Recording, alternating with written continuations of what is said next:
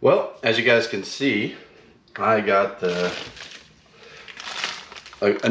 great birthday present, the Power Rotary Scissors. I guess as you get older, it's kind of interesting how there's certain things that become a little bit better than other things. And these are not a cheap tool and or accessory. But when you're reel mowing, the one challenge you have when you're using like a regular string edger is it definitely scalps. It's really hard to control that string, and the rotary scissors should help with that. So I'm hoping that I can do at least 95% of my edging with the rotary scissors or greater. If not, then I'm definitely going to be a little bit at a disadvantage and probably have to look for a cheap string trimmer in place where I can't get into the places with the rotary scissors. With all that said, I'm super excited to actually get this on my Echo and put it into use. It's raining outside right now. I'm hoping this afternoon things will lighten up a little bit and we can actually get out and test it. So I just quickly kind of looked through the instructions. They send like a nice little booklet here that kind of takes you through how to get everything kind of set up and get going.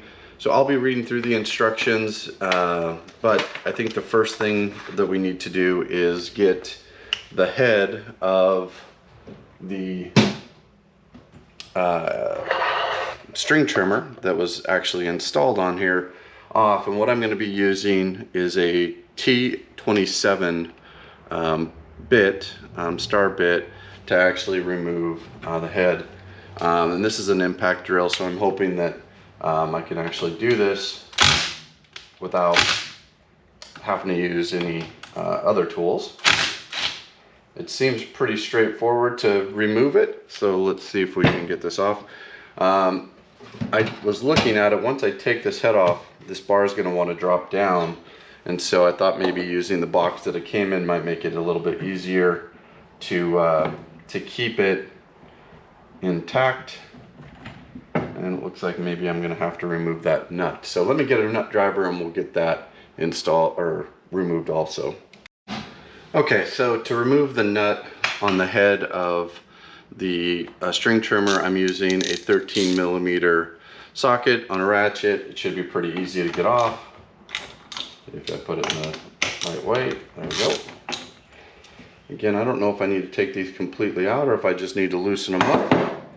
So we're learning together.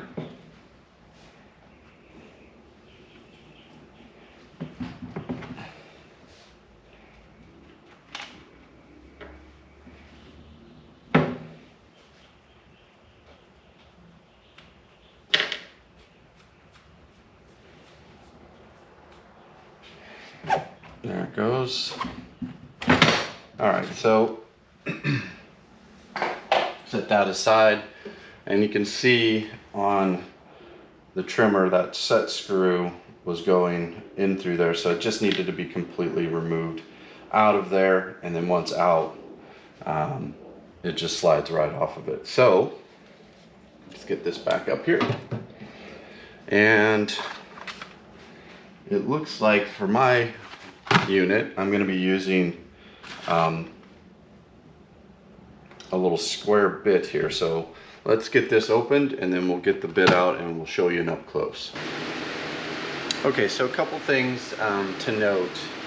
The The rotary scissors come with one of these, I guess they're calling it a outer tubing connector. There's a 26 mil in there. And then what I did with mine is I just made sure that whatever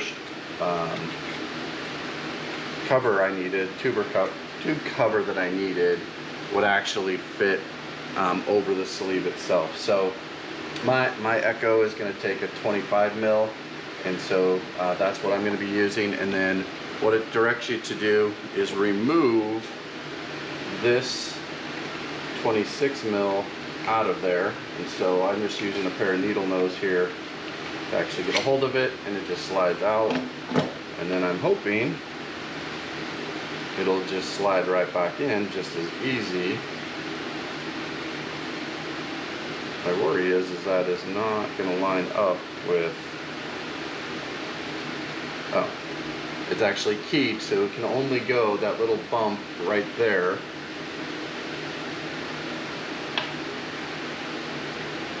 Oh, my GoPros.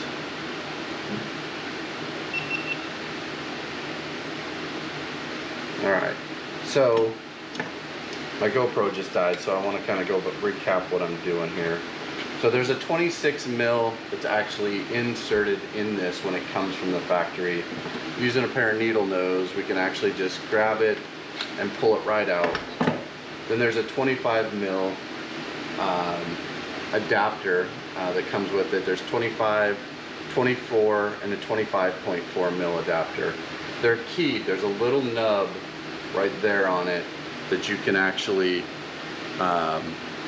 slide it down into this slot. I'm not sure which angle will be better, but there's a little slot right here that we can actually slide this down into. So just make sure that the screw hole that's going to be for the side of this is actually available. So if you put it in upside down, that screw hole is going to be on the wrong side. So this for me is going to be on top. That should be keyed, and then it should slide right down in there, and we should be good to go. So give me a minute, we'll get this ready to go to be installed onto the unit. Alright, so I completely misread the directions. It does say to remove the 26 mil sleeve, but then when you read down in the directions, and I guess that's why I make these videos, is because sometimes these things are very misleading. The 26 mil will actually stay in there, so I'm just going to slide it back in. It's keyed. It's pretty straightforward. Just make sure that it seats all the way back in there. And then I'm going to take the 25 mil, that's the adapter that's going to reduce it down to fit on my Echo. Again, making sure that that little nub, kind of see it right there, that actually is going to be keyed to go down into this slot that's going to be right here. And then you want to make sure that this hole is going to align with this screw.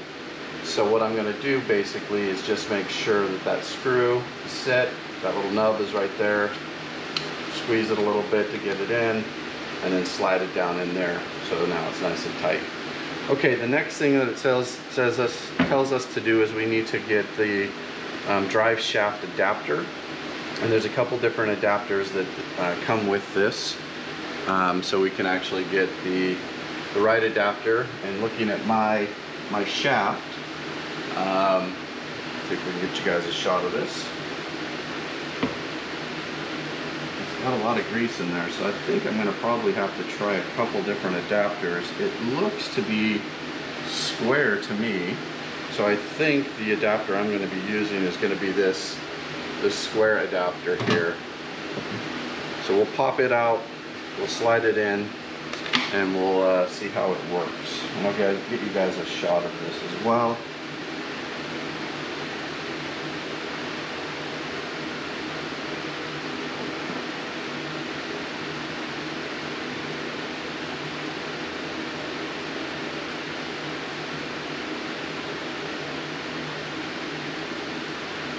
I think that's the right one. The problem is it doesn't really tell you which way it should go. I'm guessing from the looks of it this adapter needs to go down inside of there, and it's actually grooved to fit in there. So I'm going to use these needle nose.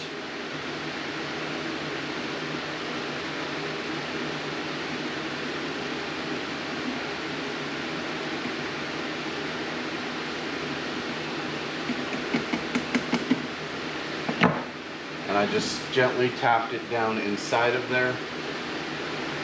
Let's see if we can get a good picture of it maybe on this side.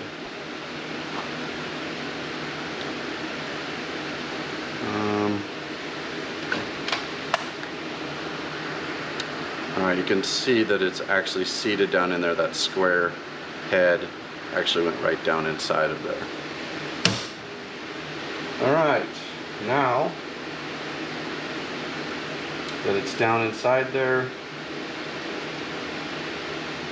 we're just going to slide this head on, making sure all of the adapters are in the right place.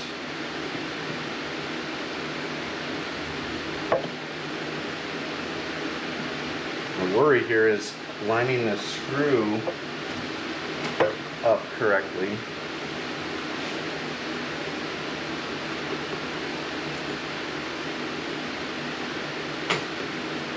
Okay, that just slid right on there. I think I'm going to back the screw out. Oh no, got a little locking washer on it. And I can see that it actually is aligned directly with the actual hole in the shaft. Not sure how well that'll come up in here. Maybe if we get a little light. You can see, maybe you can see, maybe not. There's a little, you can see the actual grease in there.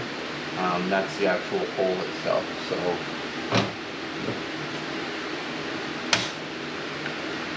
So we'll use the set screw to screw it in.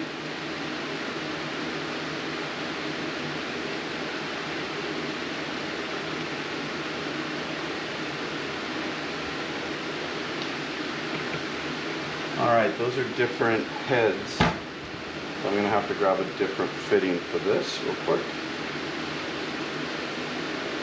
A little smaller, and it's not hex.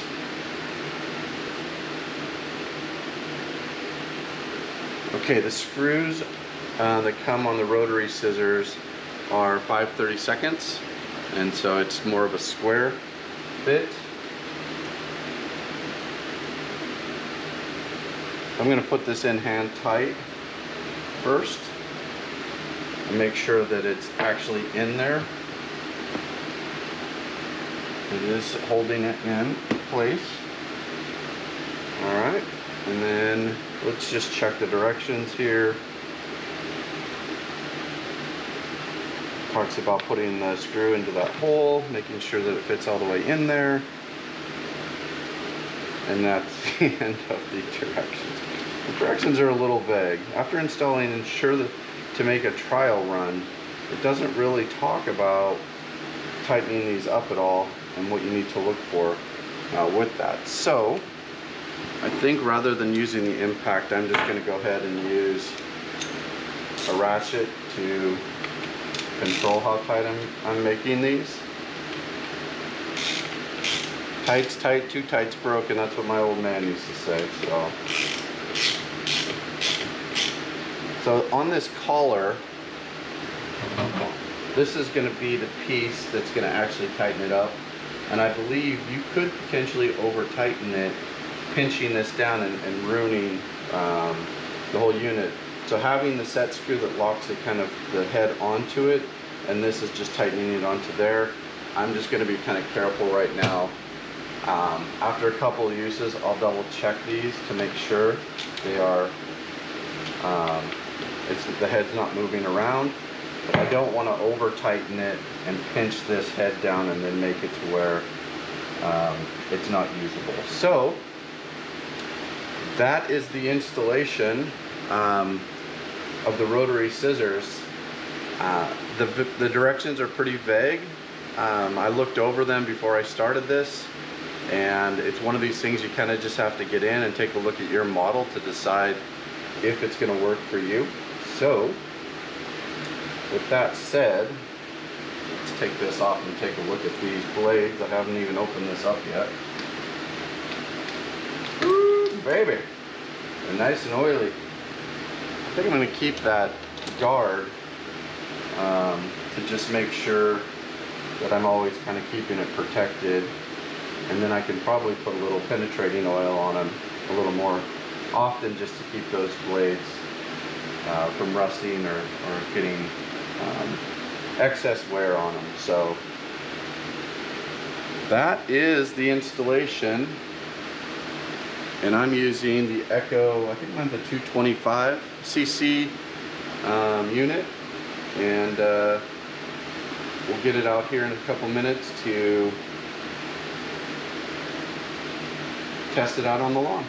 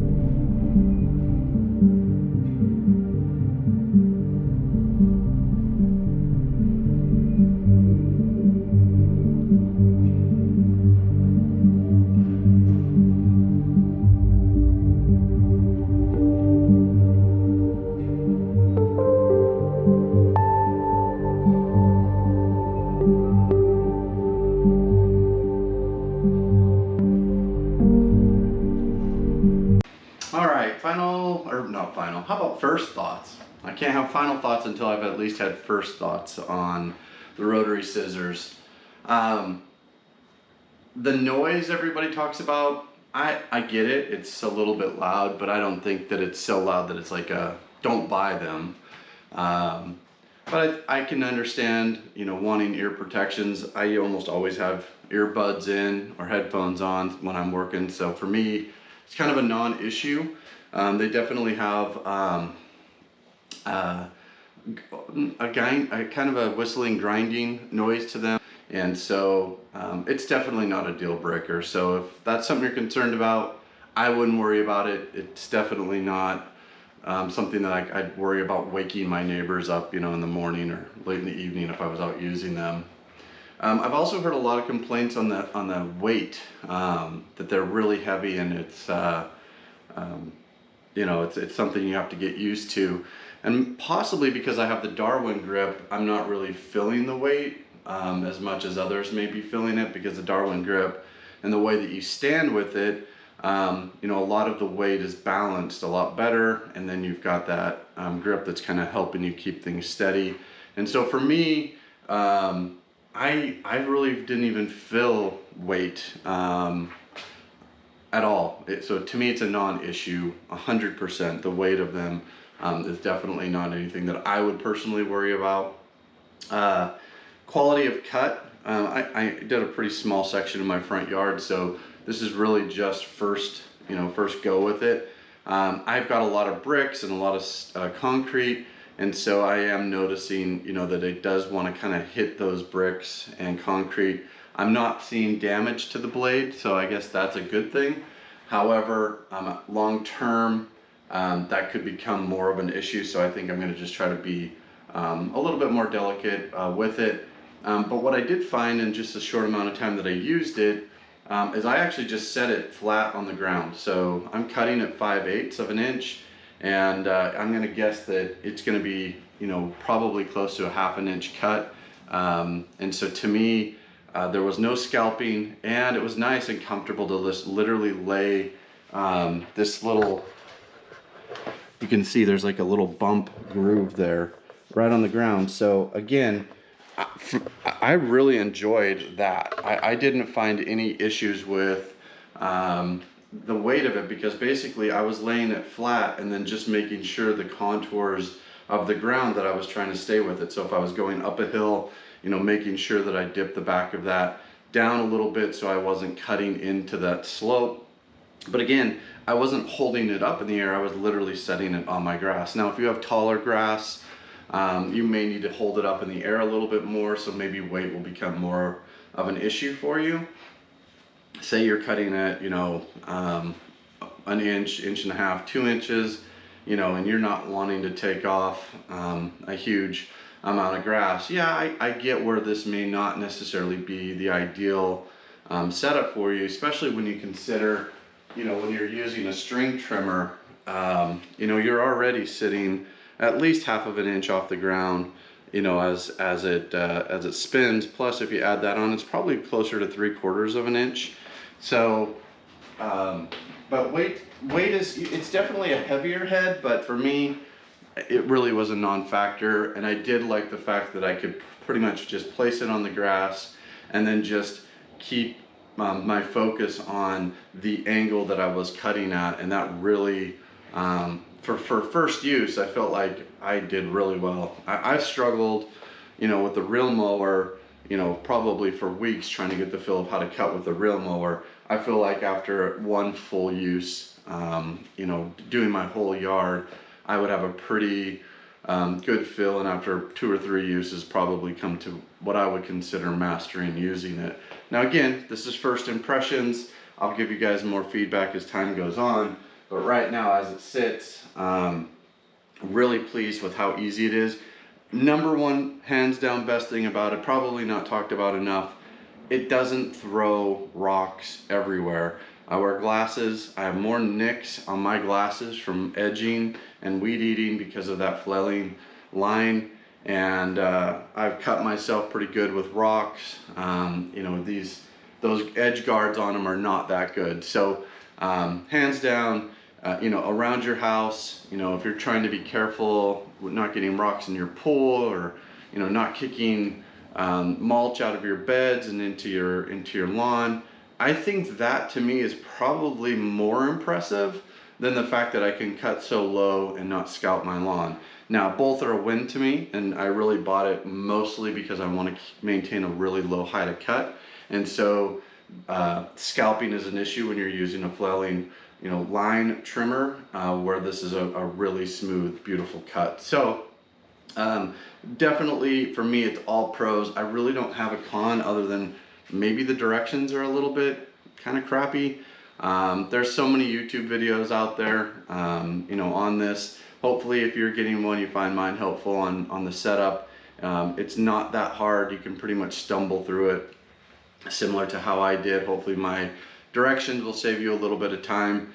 But first impressions, all thumbs up. $260 from Amazon. I actually got same-day delivery. My wife ordered it for my birthday, and literally it was here. I think we ordered it at 11 and it got there at like 8 p.m. that night. And so, you know, can't beat that. No complaints there. $260 price tag is steep. You know, I could have bought a pretty nice Ego trimmer. I could have bought a new Echo trimmer. Probably a really cheap lawnmower for that matter. So, you know, when you're looking at the price of it, is it something that you want to spend your money on for lawn care? For me, that's a yes, because I'm reel mowing. I think also for me, the big win, and I didn't really think too much about it, was just the amount of debris that gets thrown around when you're using a weed eater or an edger. That's always a pain, because I always have to go back, because I'm reel mowing, and pick up all that mulch and, you know, pick up all the different things that are being flailed around. So all thumbs up here. I'll probably do another update on the rotary scissors.